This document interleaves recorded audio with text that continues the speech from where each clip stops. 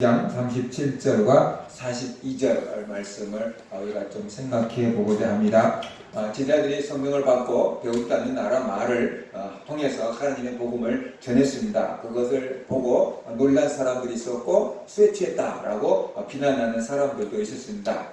그때 베드로가 일어나서 사람들을 조용하게 시킨 다음에 내가 이것이 무슨 일인지 여러분에게 설명해 줄 거니까 조용히 하시오 라고 이렇게 말했습니다. 그리고 베드로가 일어나서 설교를 하는데 이것은 요엘 선지자가 예언해 놓은 것이 성취된 겁니다. 남종과 여종에게 말세에 성령을 보여주겠다고 했는데 바로 오늘이 그것이고 이것이 그것이고 오늘이 바로 말세고 하나님의 요엘 선지자를 통해서 하신 말씀이 성취된 겁니다 라고 이렇게 말했어요. 그리고 또 선지자 다윗이 예언해 놓는 것이 있는데 그것이 오늘 예수 그리스도에게 다 이루어졌습니다. 그래서 다윗이 예언하신 분이 바로 예수 그리스도입니다 라는 것을 이 구약 성경을 통해서 설명을 해 주었어요. 그리고 나서 이제 베드로가 유대인들의 죄를 지적합니다. 여러분들이 십자가에 못 박아 죽인 예수님이 주와 그리스도가 되셨습니다 라고 하면서 유대인들에게 충격적인 말씀을 전하지요. 바로 여러분들이 십자가 못 박으라고 소리 들려서 죽인 예수 그리스도가 바로 주와 그리스도가 되었습니다 라고 얘기하고 있어요. 이것을 다시 말하면 이런 거죠. 여러분들은 그리스도를 기다렸으면서 그리스도를 십자가에 못 박아버렸습니다 라고 지금 말하고 있는 거예요. 베드로의 말을 듣고 유대인들은 자기들의 죄가 무엇인지를 깨달았던 거죠. 야, 우리가 그리스도를 십자가에 못 박아버렸구나. 이 사람은 한 명 죽인 것도 보통 죄가 아닌데 하나님의 아들이고 우리를 구원하러 온 그리스도를 우리가 십자가에 못 박으라고 했으니 그리고 그 책임은 다 우리가 질 거라고 했으니 이거 큰일 났다라고 이렇게 깨닫게 된 겁니다.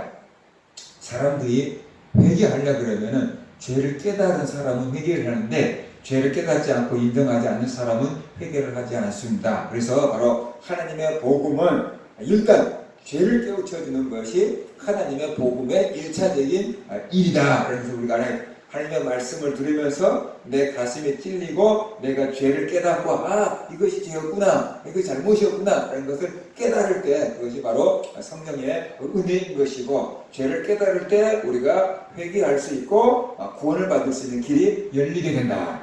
그런데 구원받지 못한 사람들은 죄를 아무리 지적해줘도 그 죄가 나와 상관없다. 나는 그런 죄를 지은 적이 없다. 이렇게 생각하고 그게 뭐가 죄래? 라고 이렇게 생각하는 사람들은 하나님의 은혜를 받을 수 있는 준비가 전혀 안 돼 있는 거다. 그래서 우리가 알아야 됩니다. 그래서 하나님의 말씀을 들을 때 죄를 깨닫고 이것이 죄였구나. 근데 내가 몰라서 그랬구나. 라는 것을 우리가 깨달을 때 바로 그것이 하나님의 은혜고 그럴 때 구원의 길이 열리게 된다. 그래서 우리가 알아야만 되는 것이죠. 그래서 우리가 하나님의 말씀을 들을 때 때로는 위로의 말, 때로는 격려의 말, 때로는 소망의 메시지를 들어야 되겠지만 때로는 하나님의 메시지를 통해서 우리 자신을 발견하고 나의 부족함을 깨닫고 죄를 깨닫는 것 그것이 은혜다. 그래서 우리가 알아야 돼. 근데 목사님들이 죄를 지적하고 회개하라고 하면은 또 목사님이 나만 갖고 야단을 친다 라고 이렇게 생각을 하면은 상처받고 시험 들고 은혜를 받을 수가 없게 되는 거다. 그러면서 우리가 알아야 돼. 가끔씩 설교를 통해서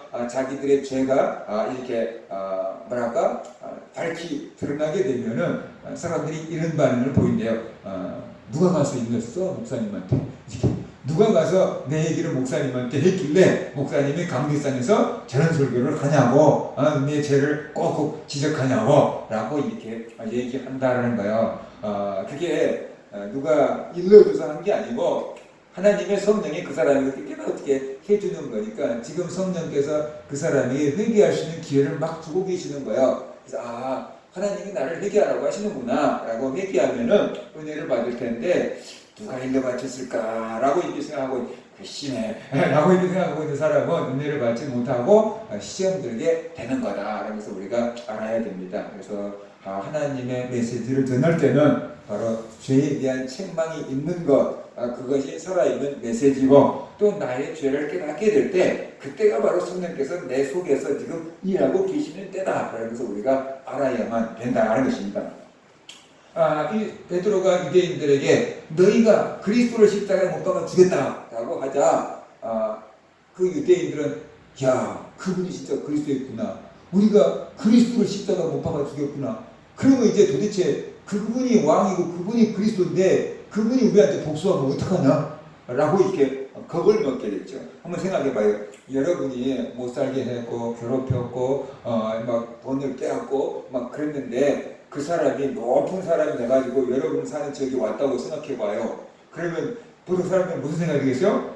저 사람 나한테 복수하면 어떡해? 막 그런 생각이 들겠죠. 큰일 났네. 잘못했다고 와서 미안하다고 할까? 막 이런 생각을 하지 않겠어요? 아니 자기들이 십자가 못 박으라고 고래고래 소리 내고 예수님을 십자가 못 박아 죽였는데 그분이 그리스도래요. 그분이 살아계신대요. 그분이 하나님 우편에 계신대요. 그리고 그분이 지금 성령을 보냈대요. 지금 마지막 때래요.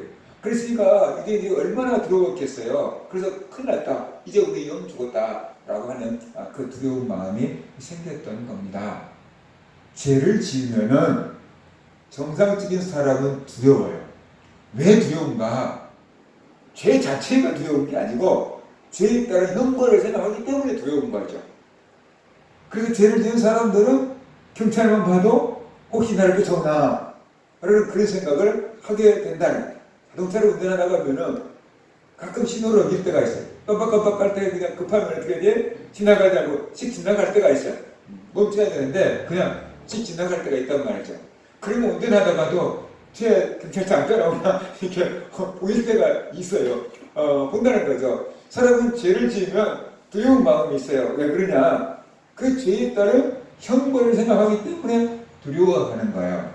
죄에 대한 형벌이 없다 그러면 사람들이 죄를 지어도 두려워할 이유가 없는 거예요. 형벌이 무섭기 때문에, 벌금이 무섭기 때문에 사람들이 두려워하게 되고 잘못을 조금이라도 덜 짓게 하려고 하게 되는 거다. 그러면서 우리가 알아야 돼요. 하나님 앞에 죄를 지을 때 우리 양심이 두려움을 느끼는 거죠. 하나님의 심판, 하나님의 책망, 하나님의 징계를 생각하기 때문에 두려운 거예요. 두근두근 하는 거예요. 그런데 자기들이 그리스도를 죽였대요. 하나님의 아들을 죽였대요. 그게 큰일 난 거예요. 그러니까 얼마나 두려웠겠어요. 바로 우리가 회개하는 것은 두려운 마음, 죄에 대한 두려운 마음이 있을 때 회개하고요. 죄에 대한 두려운 마음이 크면 클수록 죄를 끊을 가능성이 큰 것입니다. 그런데 지금까지 갖고 뭐? 라고 생각하고 죄를 별것 아니라고 생각하는 사람들은 죄를 끊기가 어려워요. 근데 큰일 나다 라고 생각하는 사람들은 죄를 끊을 가능성이 생기게 되는 거다. 그래서 우리가 알아야 되는 거죠.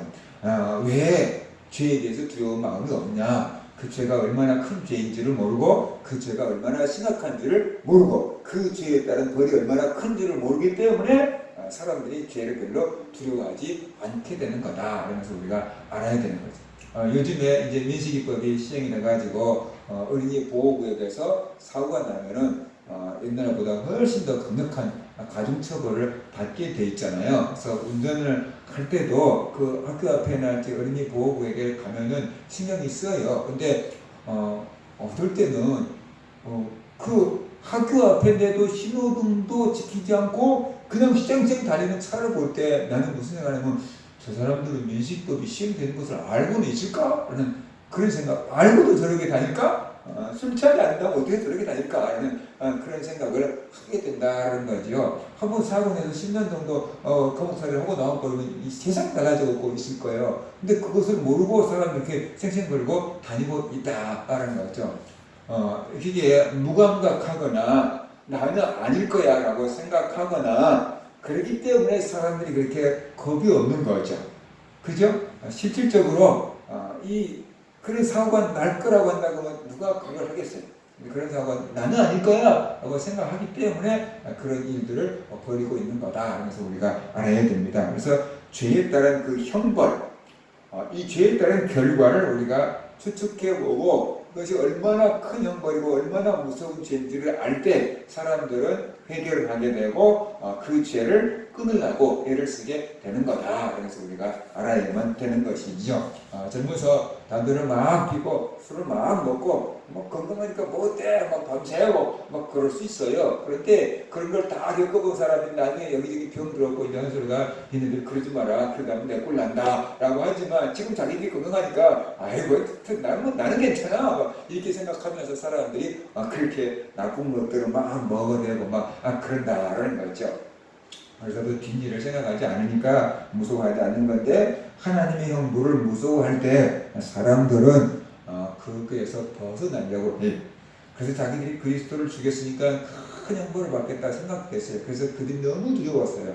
그래서 베드로를 향한 사도들을 향해서 이렇게 말하잖아요. 형제들아, 우리가 어찌해야 하느냐라고 이렇게 묻잖아요.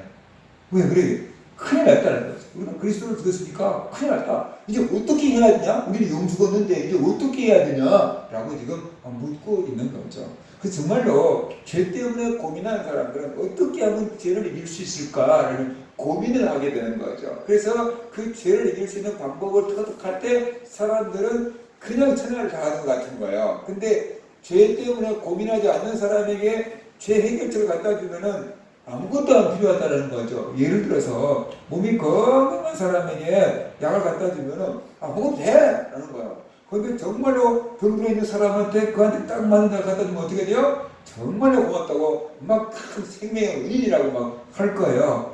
사람들은 다 죄를 지고 있어요. 그런데 문제는 내가 죄인이라는 거, 내가 죽을 수밖에 없는 죄인이라는 거, 큰일 났다. 어떻게 하면 이 죄에서 벗어날까라고 씨름하고 고민하고 있는 사람이 있고, 내가 뭔 죄를 졌다고 그래? 라고 생각하며 사는 사람들도 있다는 거죠. 그러니까 내가 뭔 죄를 졌다고 그래? 그런 사람들한테 복음을 갖다 주고 죄 용서받을 수 있는 구원의 길을 알려줘봤자 나하고는 상관없다고 생각을 하는 거예요. 그런데 죄 문제에 씨름을 하고 고민하는 사람에게 복음을 탁 갖다 던져주면 어떻게 돼요? 이것이 진짜다 라고 하면서 확 깨닫고 받아들이게 돼버린다. 그러면서 우리가 알아야 돼. 오늘날 그리스도인들 가운데서 그런 감격이 나타나지 않는 것은 너무 교회에서부터 쉽게 죄 용서받는 그 방법을 예수 믿으면 죄가 용서된다는 걸 너무 많이 가르쳐줬기 때문에 그냥 너무 가볍게 생각을 하는 거야. 근데 다른 종교에서 죄 문제는 엄청나게 씨름하고 고민하고 깨끗해지려고 그렇게 되려고 걸벗으면 쳐도 안 되고 쓰러지고 넘어지고 고민하는 사람들이 이 방법을 터득하면 무릎을 탁 친다. 루터 같은 사람이 그런 사람이 있죠. 어떻게 하면 내가 바르게 살 수 있을까? 그래가지고 무릎으로 그냥 그 베드로 성당을 오르락내락 무릎이 다 까지고 아플 때는 제 생각이 안 나. 근데 이 상처가 아무나 가면 또 죄에 대한 생각이 나. 그러니까 얼마나 고민을 했겠어요. 또 올라가고 상처가 아무 만하면 또 올라가고 무릎으로 기어 올라가고 기어 내려오고 또 상처가 이제 상처 아픈 통증 때문에 잊어버리고 딴 생각을 못하는 거죠. 상처가 나오면 어떻게 돼요? 또 생각. 목사님들이 40일 금식 기도를 해도 마찬가지. 40일 금식 기도를 하면 혈기가 죽는데. 왜냐하면 혈기물이 힘이 없으니까. 먹은 게 있어야지 힘이 돼야지. 그러니까 혈기물이 힘이 없으니까 혈기가 죽어지는 거야. 근데 이제 그 금식 끝나고 다시 음식을 먹기 시작하면 어떻게 돼요? 좀 살만하면 되니까 나오기 시작하는 거야. 이게 그러니까 없어진 게 아닌 거죠. 혈기를 부를 수 있는 힘이 없어진 거지. 혈기는 남아있었던 거죠.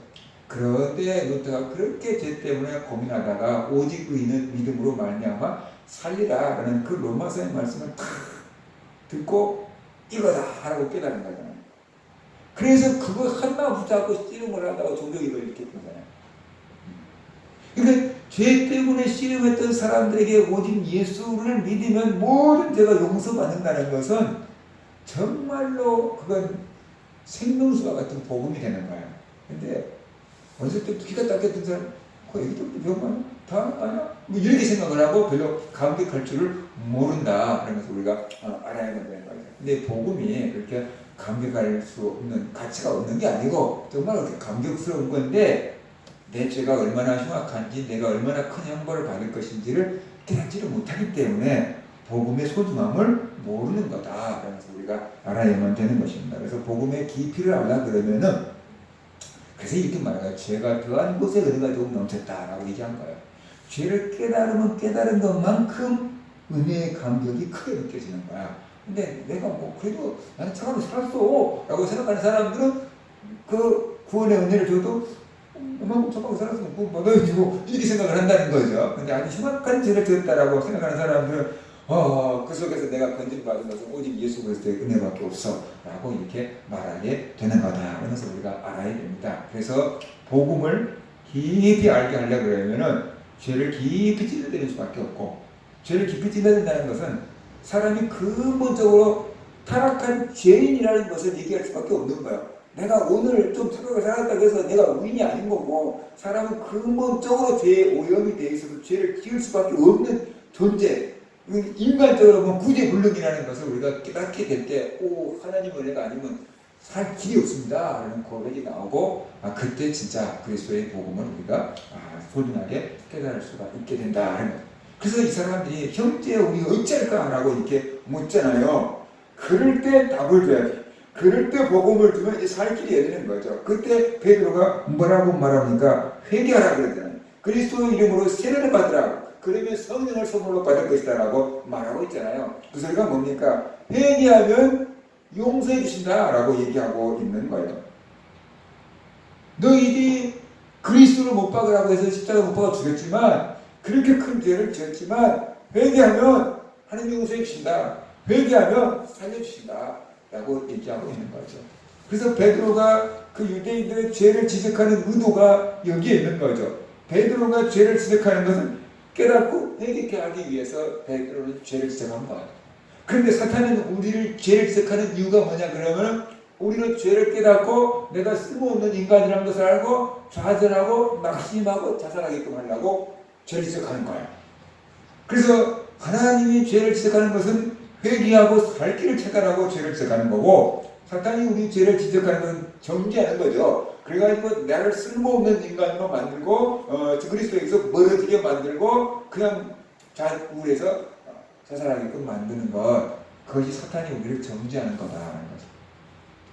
우리가 다른 사람들의 죄를 지적해야 될 때도 있어요. 다른 사람의 죄를 말해줘야 될 때도 있어요. 그런데 어떠한 마음 갖고 죄를 얘기해줘야 되겠느냐는 거죠. 그 정죄하기 위해서 죄를 지적해주는 것은 옳은 것이 아니고, 죄를 깨우치고 그 죄에서 돌이키도록 하기 위한 마음을 설령 어떻게 됐든지 간에 그런 의도와 그런 마음을 가지고 우리가 다른 사람들의 죄를 지적하고 바로잡을 수 있는 그런 사람들이 되어야만 된다는 것이에요. 그래서 베드로는 유대인들의 죄를, 심각한 죄를 지적을 해놓고 그 다음에 살 길을 열어주는 거예요. 살 길이 있다. 용서받을 수 있는 길이 있다 라고 얘기하니까 아마 눈이 휘둥그레졌어요. 우리가 그리스도를 죽였는데 살 길이 있다고, 용서받을 수 있는 길이 있다고, 그게 뭔데? 그랬을 거예요 속으로. 그럴 때 회개하라. 예수 그리스도 이름으로 세례를 받으라. 그래야만 우리가 받은 것 같은 성령도 선물로 받을 것이다 라고 지금 말씀을 하고 있는 거죠. 그 상황에 이르면 복음을 안 받아들일 사람이 있어요. 자기 죄를 깊이 깨달았고 이 죄 때문에 죽을 수밖에 없다, 큰일 났다 라는 그 죄에 대한 두려움, 형벌에 대한 두려움이 있었고 어떻게 해야 됩니까? 라고 했을 때 살 길을 딱 가르쳐주면은 그때 안 받아들일 사람이 누가 있겠느냐. 근데 이 사람들이 복음을 다 받아들이는 거죠. 그래서 그 자리에 모여있던 사람들이 다 회개하고 세례를 받았어요. 그런데 그 세례 받은 사람의 숫자가 3,000명이나 되었다라고 얘기를 하고 있잖아요. 생각해 보세요. 3,000명이 된다 그러면 3,000명에 되는 사람들이 모여있다고 생각을 해보세요. 얼마나 많이 모여있겠어요? 여러분들 이 근처 학교 운동장에 3,000명 모일 만한 운동장 많지 않을 거예요. 근데 2000년 전에 여러분 마이크가 있었겠어요? 무슨 메가폰 같은 게 있었겠어요? 아무것도 그냥 육성으로 했을 거예요. 근데 저 멀리까지 모여있는 3,000명의 사람들이 듣게끔 베드로가 설교를 하려고 했으면 얼마나 큰 소리를 했을까요?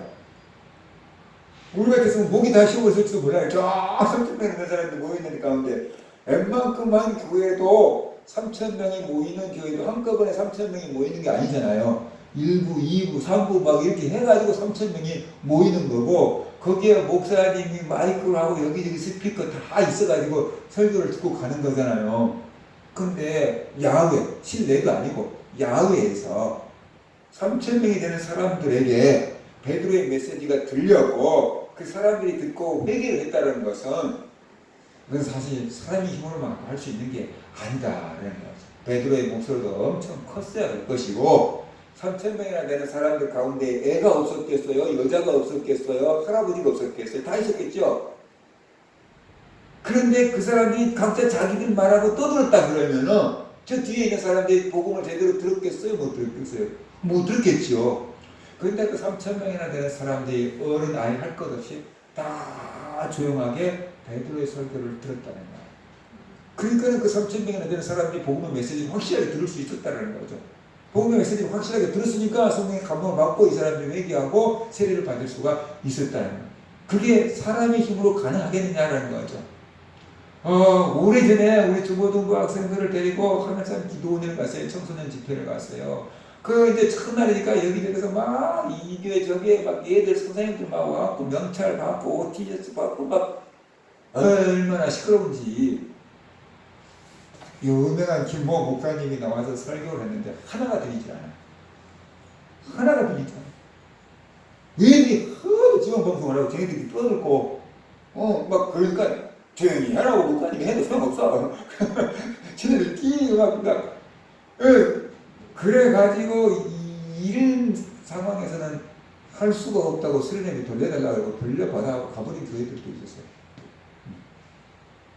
그 마이크 시설도 제대로 좀 안 돼 있었고 준비가 제대로 안 돼 있었던 거예요.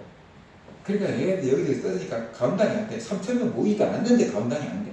그 실내인데도. 그런데 실외에 있는데 베드로는 3,000명이나 되는 사람들이 다 조용했다는 거예요. 그래서 베드로의 설교를 듣고 회개했다는 거예요. 이것이 어디서 나온 건가? 바로 성령의 역사에 의해서 나오게 된 거다. 그래서 우리가 알아야 돼. 성령께서 베드로에게 그렇게 강력하게 역사하셨고 거기에 모이는 사람들에게 성령께서 그만큼 강력하게 역사하신 거예요. 그러니까 죽은 듯이 그 많은 사람들이 조용하게 듣고 있다가 정말로 살 길이 이거밖에 없다면 살아야지. 그래서 회개하고 예수 그리스도를 믿는 놀라운 역사가 있게 되었다. 베드로의 설교를 들어보세요. 그리스도를 죽인 사람들이에요. 정말 천하에 나쁜 사람들이 하나님 입장에서 볼 때는 자기 아들을, 하나님의 아들을 죽인 사람들이에요. 그러니까 하나님 입장에서는 얼마나 더 나쁜 놈들이에요. 그런데 그렇게 임박한 죄를 지었는데도 회개하면 용서해 주신대요. 그뿐만 아니라 성령까지 선물로 주신대요. 용서해 주는 게 아니고 성령까지 선물로 주신대요. 얼마나 어마어마한 얘기를 하고 있습니까? 이것이 바로 하나님의 사랑인 거다. 그래서 우리가 어떠한 죄를 지었을지라도 회개하면 용서해 주시고 우리가 또 회개하면 할수록 어떻게 돼요? 성령을 선물로 주신다 라는 것을 우리가 깨닫고 그것이 하나님의 복을 받아야 돼. 우리 교회 수요일날 와서 방언 받은 사람이 있잖아요. 방언을 받고 싶은데 아무리 기도해도 방언이 안 나오는데 수요일날 와갖고 찬송하고 기도하는 동안에 계속 회개만 했대. 근데 방언이 터졌어. 방언을 받았다. 수요일날 와갖고 예배 중에 방언 받은 사람은 걔밖에 없었어.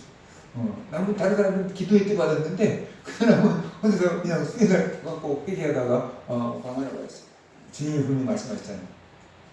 회개하고 예수 그리스도 이름으로 세례를 받을 때 성령을 선물로 주신다라고 약속했잖아요. 근데 이것은 너희뿐만 아니라 너희 후대 사람과 하나님이 부르시는 모든 사람에게 똑같이 하신 약속이다라고 이렇게 말씀하고 있잖아요. 오늘날 우리들도 죄를 깨닫고 회개할 때 예수 그리스도의 세례를 받을 때 성령을 선물로 주신다라고 우리에게 약속해 주신 거다. 그래서 우리가 알아야 됩니다. 그래서 우리는 세상에 살면서 어떠한 죄를 지었을지라도 사탄이 아무리 우리를 죄를 지적하고 정죄한다고 할지라도 하나님이 죄를 지적해 주신 것은 회개케 하기 위함이고 용서해주고 구원해주기 위함이다. 그러면서 우리가 알아야 돼. 다른 마음이 들거든. 그것은 하나님의 지적이 아니다. 라면서 깨닫고 우리가 물리칠 수 있어야 되고 회개하고 하나님 앞으로 나올 수 있는 그런 사람들이 되어야만 된다는 것이. 그리고 이게 어부였던 베드로가 한 번 설교를 통해서 3,000명이나 된 사람은 회개케 할 수 있었다는 것은 베드로가 가지고 있는 능력이 아니고 성령님께서 베드로를 통해서 일하신 거다.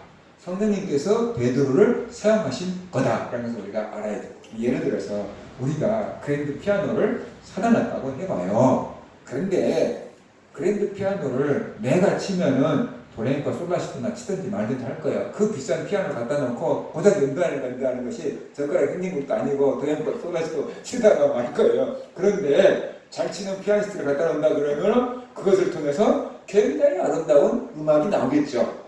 똑같은 악기예요. 그런데 누가 연주하느냐에 따라서 그냥 땡땡땡땡 할 수도 있는 거고 정말로 멋있는 곡이 연주되어 나올 수도 있다는 거죠. 똑같은 나예요. 똑같은 여러분이에요. 그런데 내가 나를 연주하는 것과 성령님이 나를 통해서 연주하는 거는 다른 음악이 나온다는 거예요. 내가 내 힘과 능력과 지혜를 가지고 일하는 것은 한계가 있고 성령님께서 나를 통해서 일하시면 내가 할 수 없는 일도 감당할 수 있게 된다. 그러니까 베드로가 이게 어부했던 베드로가 할 수 있는 역량은 한꺼번에 3,000명, 5,000명을 회개시킬 수 있는 역량은 아니었던 거예요. 그런데 베드로가 큰 일을 해낼 수 있었던 것은 성령님께서 베드로를 사용하셨기 때문이다. 하나님께서 우리를 사용하시면 우리도 그렇게 귀한 소리를 낼 수가 있는 거다. 그러면서 우리가 알아요. 사람은 각자 소리가 있어요. 내가 낼 수 있는 소리가 있고 내가 할 수 있는 역량이 있는 건데 최고를 하면 그 역량을 다 거지 않고 못하면 뭐 반도 못 쓰고 가고 그러겠죠. 그런데 하나님이 나를 쓰도록 맡겨놓고 하나님이 나를 사용하신다 그러면은 내가 최고치로 할 수 있는 역량보다 더 큰 일을 할 수 있게 된다. 그래서 하나님은 우리에게 성령을 주시고 그래서 우리는 하나님의 일꾼으로 쓰임받는 사람이 되어야만 된다. 그래서 내가 나를 통해서 일하려고 하지 말고 성령께서 나를 통해서 일하실 수 있도록 그래서 우리는 늘 성령을 구하고 성령 충만을 구하고 성령의 감동에 순종하며 사는 그리스도인들이 되어야만 된다. 그런 것이 베드로처럼 성령 충만함 받고 정말 하나님의 도구로 귀하게 쓰임받는 성도들 되시기를 주의 이름으로 축원합니다.